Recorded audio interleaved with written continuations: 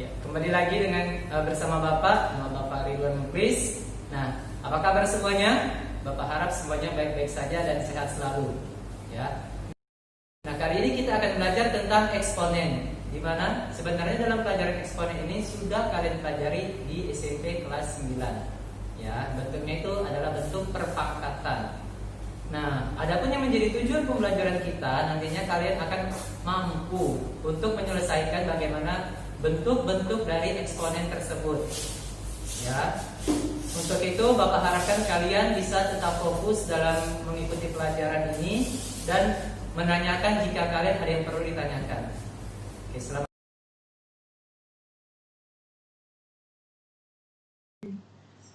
Oke, baiklah kita mulai pelajaran kita kali ini yaitu tentang fungsi persamaan dan pertidaksamaan eksponen. Nah, untuk kali ini kita hanya membahas tentang sifat dan bentuk-bentuk dari eksponen itu sendiri.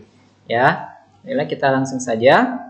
Adapun yang menjadi tujuan pembelajaran ini, mengapa kalian perlu membahas tentang eksponen itu? Yaitu adalah pertama, eksponen ini bisa digunakan untuk menentukan peluruhan pada radioaktif, kemudian menentukan pertumbuhan dari suatu bakteri, dan menentukan bunga majemuk. Baiklah, kita masuk pelajaran kita. Apa itu eksponen?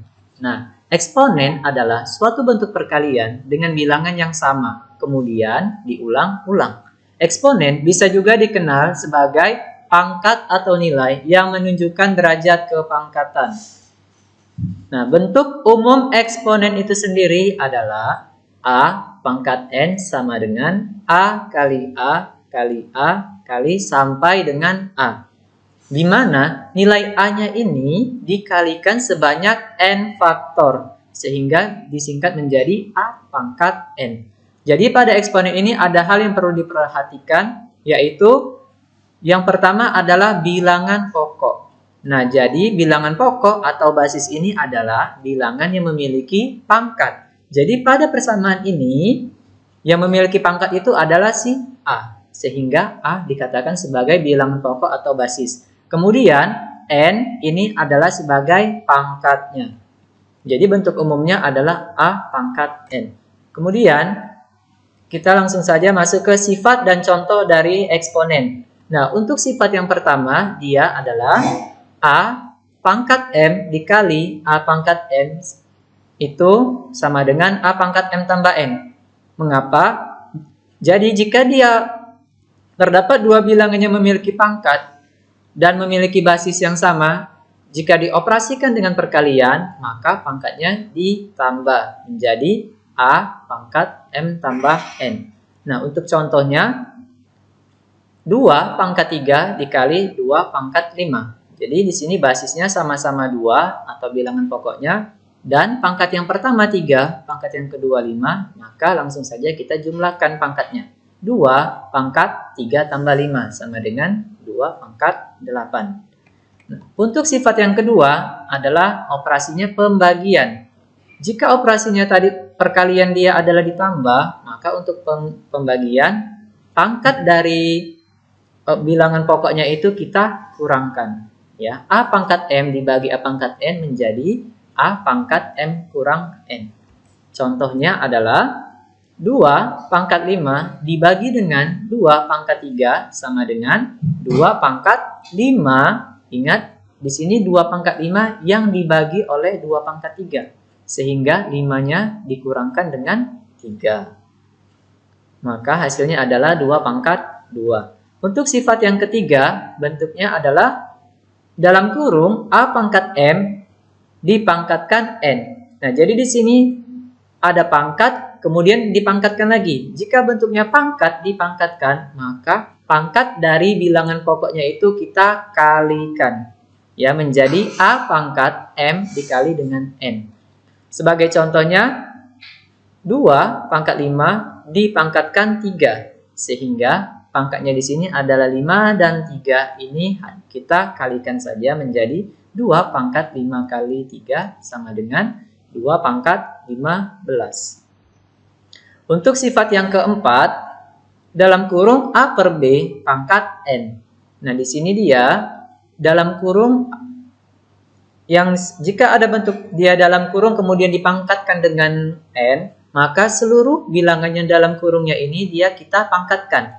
Jika bentuknya A per B pangkat n, maka A dipangkatkan dengan n, B pangkatkan dengan n.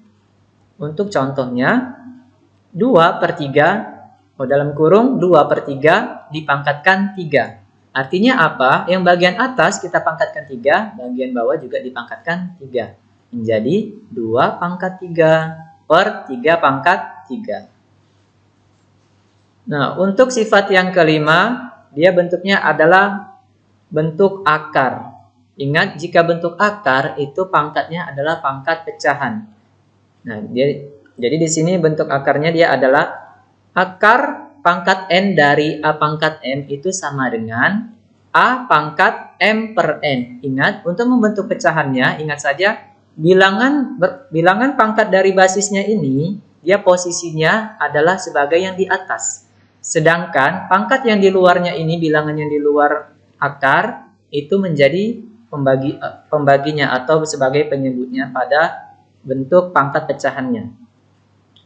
Untuk contohnya, jadi di sini akar pangkat 3 dari 2 pangkat 5 itu adalah 2 pangkat 5 per 3. 5 ini adalah pangkat dari basisnya, sedangkan 3 ini adalah pangkat dari akarnya.